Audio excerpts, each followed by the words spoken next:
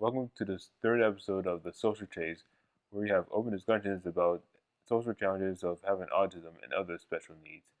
Our guests today are Donna Swanson, who is the co-founder of the Focus Center for Autism, along with Cam. The Focus Center for Autism Speaks helps children and young adults with autism and other related disorders achieve their full potential.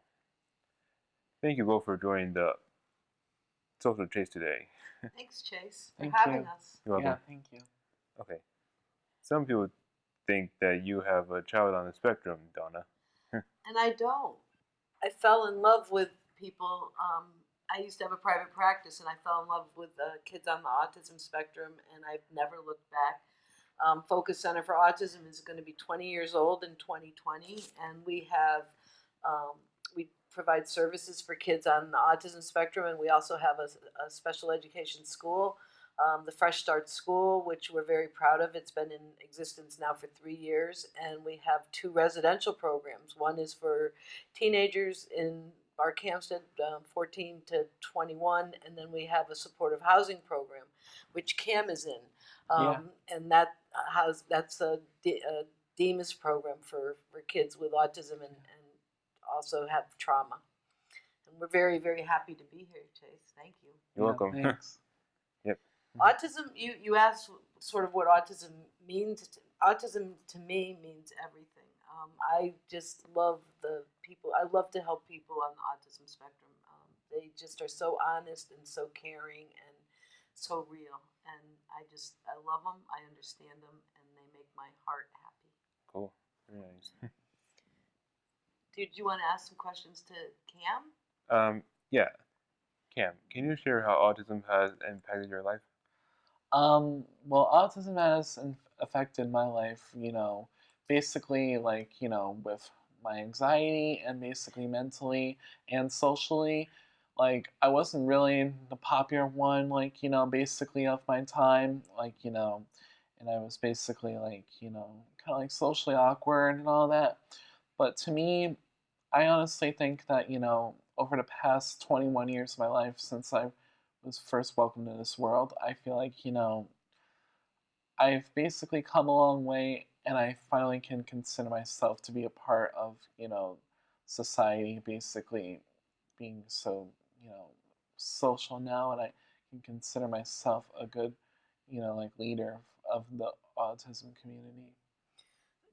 I'm going to your anxiety was the thing that really got you going, right? Yes, it really was. And how?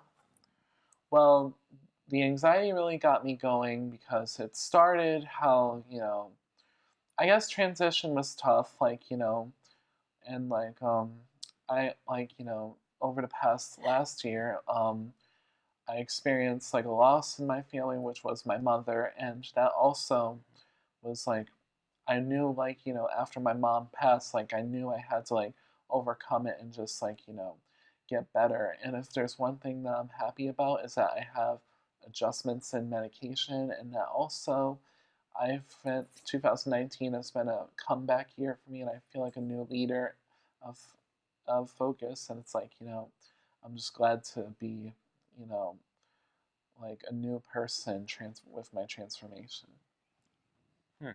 Very nice. Thank you, Cam. I also deal with anxiety when I have to go back to school. I was nervous about the teachers, the students, and a few other things. Yeah. So, Donna, tell us about the Focus Center. Okay, well, it's interesting. Well, our programs are, what I love about our program is that we deal with anxiety first. Because with autism, anxiety is a huge part of the whole spectrum. And if someone is anxious, it's very hard to get them to do anything until you get them to deal with their anxiety. So that is, I would say, one of the specialties of Focus, is that we teach kids how to recognize anxiety, how to manage their anxiety, and then learn how to navigate their world so that it makes sense to them. And we don't push kids; we gently nudge them so that they can learn slowly but surely how to be at peace with themselves, so that, because they don't really have a problem with learning, they have more of a problem with the social and the anxiety, and anxiety shows itself very differently in different kids. And I look at anxiety on a scale of 1 to 10, and depending on, our kids tend to go from 1 to 3. You got people that don't have severe anxiety can go from 1 to 3, not a problem. Our kids get to 3 and then they go right to 10.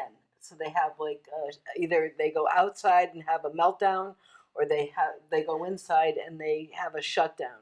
So it's very important to deal with anxiety, because you won't get anywhere if you don't. And that's something that we really pride ourselves on, is dealing with anxiety. And Cam used to have such severe anxiety, it was paralyzing. And that's the same for so many people. Yeah. Right? Ram really was. Yep. And so once you can deal with anxiety, then you have a customer. Then you have somebody who's more willing to learn and take chances and learn how to be in their world. So that's, and our program, like I said before, we have the special, the Fresh Start School, which is a special education school, and our kids thrive there because we do deal with anxiety. I also look at autism as a relationship disorder. The more that you can build relationships and you can trust people and know that people care about you and aren't gonna hurt you, like you felt at school. You felt intimidated by people at school, teachers, etc., just because you didn't know. That's the thing that is so important, is to have relationships that kids can trust. Cam didn't always agree with me, but he always knew I cared about him, right? Yeah, right.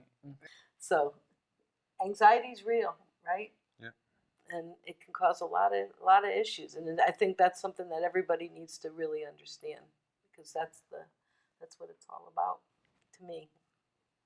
Thank you for that. And thank you both for being here today. Thank you so Thank much. you, Chase, and Thanks. we're so proud of everything that you're doing too. I watch you, and he can't wait to see some of your books. Yeah. Thank you. Yeah. Thank you for having us. Yeah. Thank You're you welcome. so much. You're welcome. And thank you for joining us today. At the end of the show, we're going to have some information about focus. Welcome to the Social Chase. I'm Chase Taylor, along with co-host Helen Taylor, my mom. And we're going to interview Darin D'Amico and his son Luca. So Luca, would you like to tell us a little about yourself? Yes, and maybe. So tell us. I go to University of St. Joseph's where my dad drives to drop it off. Tell us more about yourself. Tell us how old you are. I'm 19, Okay. and I have my best friend, buddy Camilla. That's nice. So Darin, I remember. So first, thank you for being here. You're welcome. Thank you for having Thank you us. for being part of Social Chase. Darin's also part of our Social Chase program we have for our young adults, late teens to young adults at Post University, and other activities we have with bowling. So we're very happy he could be here. We've known each other since preschool when we went, and both our young boys were at Dynamite Academy. That's the first time they were starting the one-on-one for individuals on the spectrum for gymnastics. 14 years ago. Ooh, so It's been a long, strange trip. yes.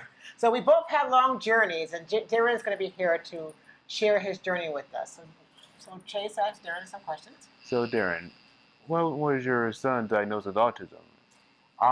We knew about 18 months something was kind of off. He was diagnosed at about 2.5, and at that time they diagnosed as PDD-NOS, which means pervasive developmental disorder, not otherwise specified. So it's pretty much, they're just saying, your son falls on the spectrum, and kind of every child on the spectrum falls somewhere, but since it's such a big spectrum, they just give a broad brush and give you this diagnosis, then send you on your way.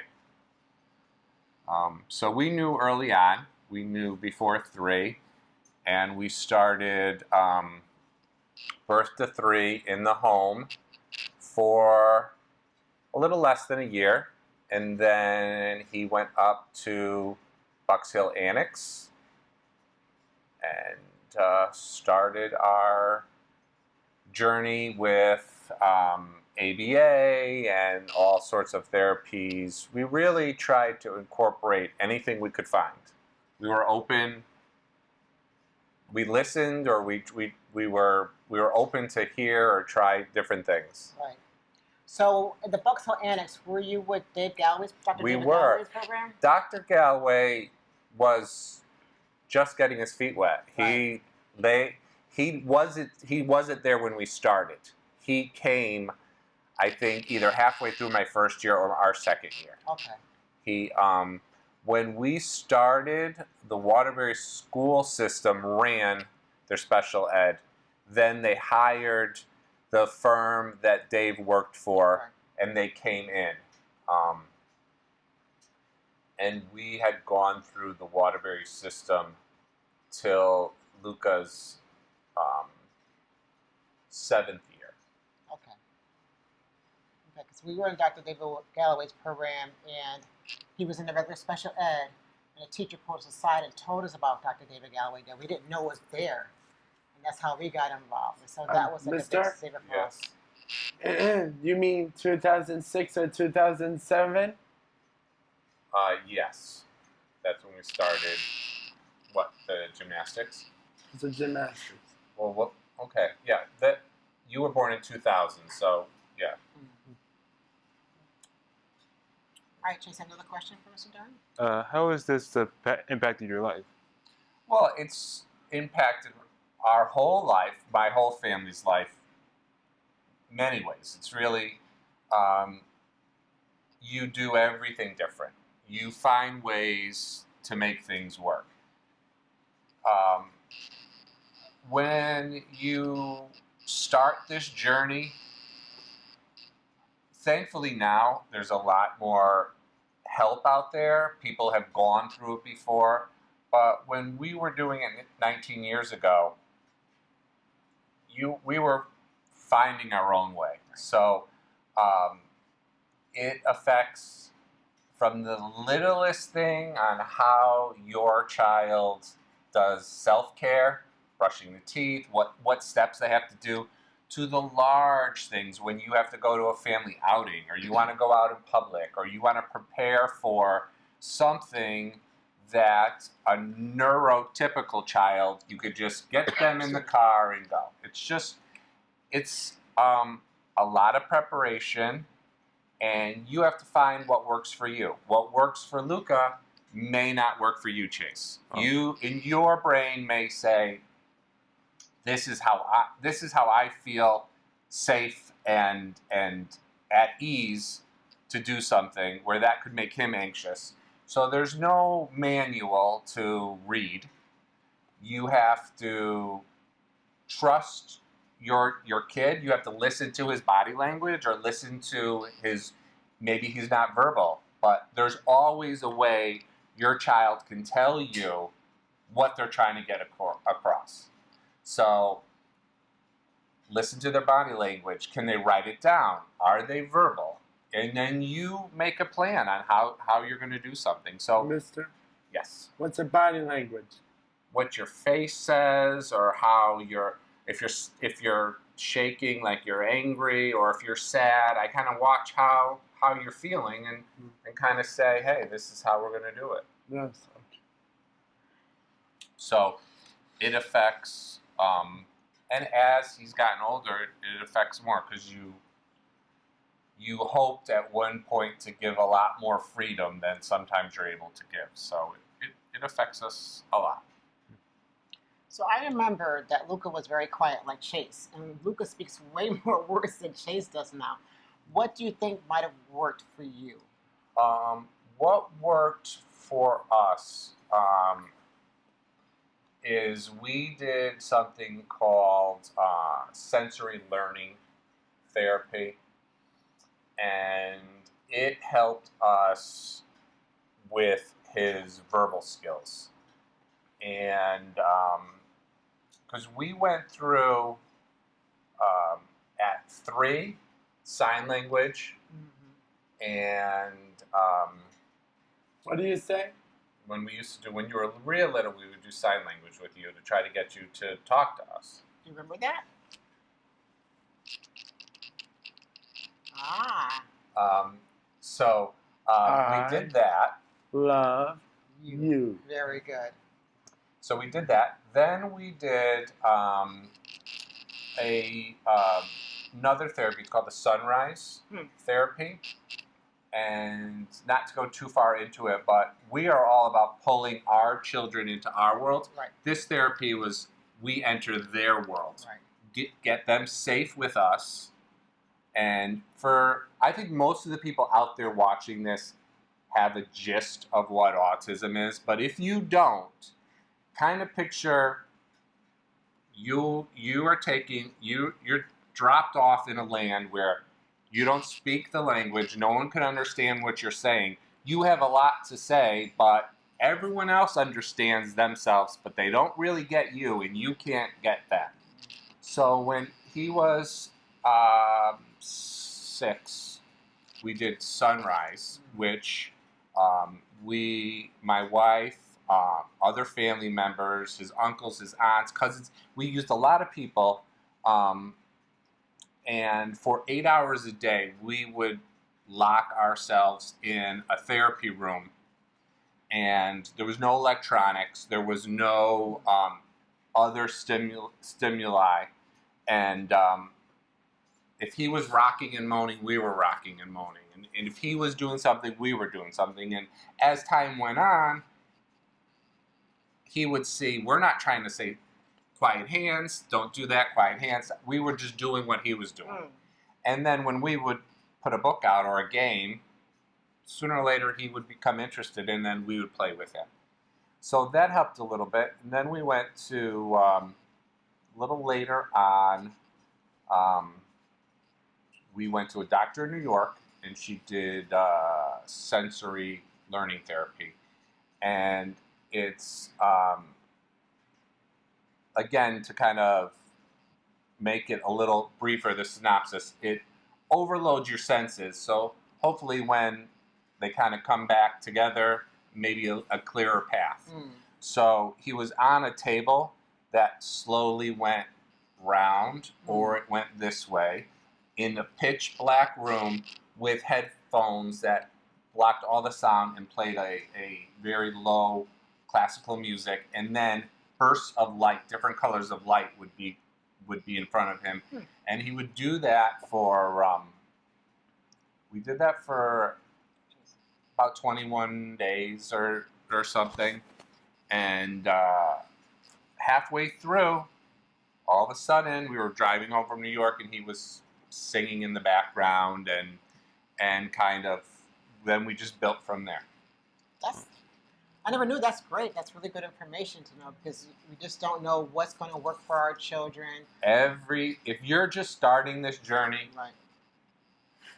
Everyone will have a different success rate with something. Right. Sometimes it's leaky gut, so watch what you're feeding your children. Or it could be ABA could be really good for your child, or vitamins and other senses. Different things will work for different kids. That's interesting. Thank you. Yeah. So, Chase, we went into your world a little bit in a different way. Actually, we talked about the singing in the back seat. We used to play music all the time in Chase's room, and he would never sing. And all of a sudden, it was this one. It was like an international. We still listen to that one. What's that one called? Putumayo. Speak up a little bit. I can't hear you. I think it was Putumayo. Yeah, Putumayo. And all of a sudden, I'm driving somewhere, and he starts singing. I'm like, oh my God! I'm like pulling out my phone to record him, because never ever have I heard him sing. And I was like, oh my God! So music is strong. Music is so strong. He loves music now. And the sensory of going, we kept on bringing him to concerts where it was no longer a sensory issue for him. So some of the things with Chase that we didn't know was sensory. Mhm. We kept on bringing it to him, and now it's not sensory for him. You just never know as a parent what you should try and not try. So You're gonna figure it out. You're gonna figure it out. Everyone does the best they can. So don't beat yourself up Right. if you take your kid to a concert and he has a complete meltdown and he's screaming and you're like, Mhm. I'm an awful parent. Why would I do this? Right. You're only doing the best you can. I have to say, and one of the things I like, I really love about Darin is that Darin is such an involved father.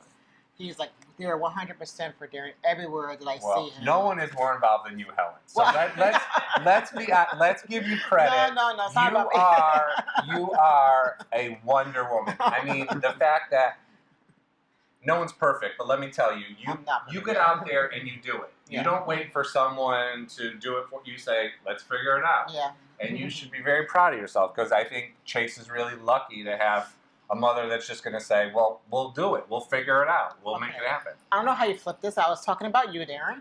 Right? It's one of my skills. Yeah. But they always say that fathers aren't involved. And you and also my husband are great representations of fathers who are involved. And so fathers can be involved. And it's important for fathers to be involved. I've seen Luca's transformation. It's very important. And one thing is I think sometimes with fathers and sons, you have all these hopes and dreams when you have a son, baseball star, and I'm going to go fishing with him, and my son and I are going to do all these great things, and then someone says to you, your son is autistic. You don't know how to handle it. You get quiet. You back away. Don't do that. Just figure out something else that you can enjoy, because you will get so much more out of it than life never goes the way you plan, and just because you have an autism diagnosis is not the end of the world. Right. And the thing that I've seen for most people who I see who are on the spectrum, there's such a pureness. I really enjoy that pureness I do that too. they have. We are so lucky with our kids because they're never going to be the bullies. They're not out there. There's no hidden agenda. No. If they feel something, they're going to tell you, good, bad, or indifferent. You get it as how it is. Right. And they're not doing it. There's no hidden reason why they're doing it, because they're mad, they're happy, they're upset. That's the pure feeling that they're showing. Right. Right. So, Luca, anything you want to say to your dad? What do you want to tell the camera? Tell us something. How's it feel to live with autism for you? It has a beautiful mind. I love that. Luca. That was awesome. So that's a great way to end this segment. Darin, Luca, thank you so much. Thank you for being having on us, the Chase. Chase Thank you. No and problem. being part of You're our welcome. journey. Chase, is there anything else you want to say to Mr. Luca and Dan? Glad we could have you on the show. Thank you. We're glad to be here. Thanks for coming. Thanks for coming. Yeah.